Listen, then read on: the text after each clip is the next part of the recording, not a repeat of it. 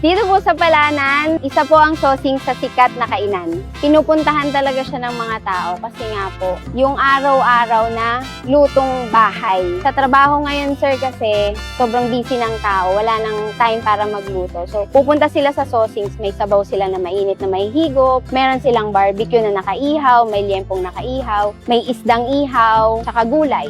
Ang panlasa po ng Sosings ay pang Pinoy. Wala po kaming kakaibang lasa, sariwang karne, sariwang gulay, sariwang isda. Yun lang po yung talagang pambato namin sa Sosing. Araw-araw po, sa awa po ng Diyos, sold out po ang ulam namin. Meron pong natitirang kaunti, pero pang-ulam na lang po namin yun.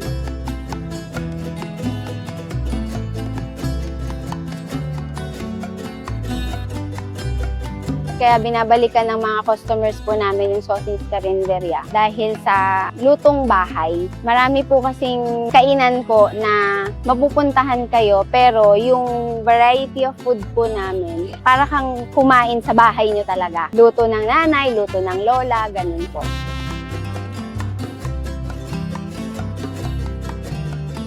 Karamihan po ng customers namin ay mga riders, driver po, taxi driver, at saka yung mga white-collar jobs po ang kumakain dito. Doon po nagsimula yung Sosing, yung mga nagtatrabaho sa malapit na mga opisina po dito sa Makati. Sa isang araw po, 20 to 25 po ang putahe na niluluto ng Sosing. Araw-araw po may iba't ibang ulam, kagaya sa gulay po, araw-araw po iba. Meron din po kong alternate po na schedule po. Menudo, picadillo, igado, iba-iba po. Ang hindi po nawawala sa Sosings ay nilaga, barbecue, liempo, inihaw na tilapia, ayan, mga ganyan po.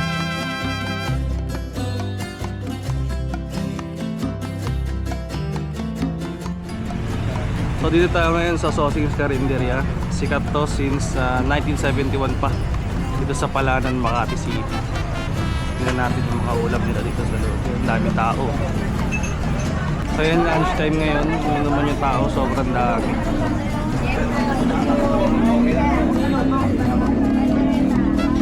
Mga ulam nila. 25 na po tayo sila everyday. Sila mga gulay, mga karne. Pero pinaka-best seller nila dito yung mga inihaw talaga. So dito nag-iihaw. Ayan. Barbecue tsaka tilapia yung inihaw ni Kuya. Kanina liempo yun, no, Kuya? Mga ilang kilong liempo po kaya yun ka? Depende po sa tao, sir. Abot 50. 50, sa liempo lang yun, no? Yung tilapia. Yung barbecue. Ito naman yung nilaga part nila. Ayan, ayan yung karne. Anong karne gamit nyo, boss? Baka. Baka. So baka yan. Ito yung gulay nila. Nakachop na pechay. Ayan yung sabaw.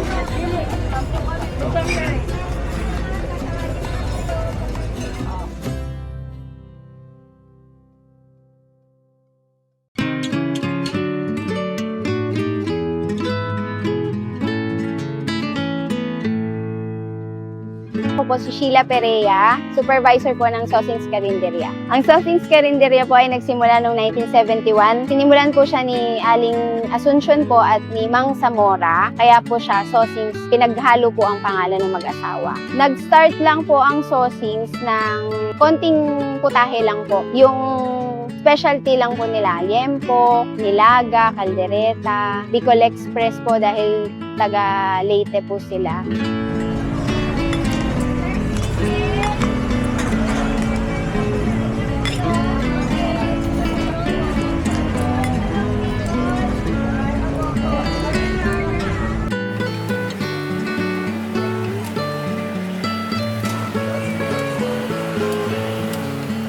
Mga ulam po sa Sosing's Carinderia, ang best seller po namin ay liempo, nilaga, paksiw na bangus, barbecue, kaldereta, adobo. Marami kaming varieties na pagpipilian, tsaka sa mga gulay po. Nagre-range po ang presyo ng Sosing's po ay sa gulay 45 pesos, nag-half orders naman po kami, 25 sa half order. Sa mga pork naman po 100, 60 sa half, sa beef po 110, 70 sa half. Ang inihaw na liempo ay 150 po, ang nilagang baka 150 rin po.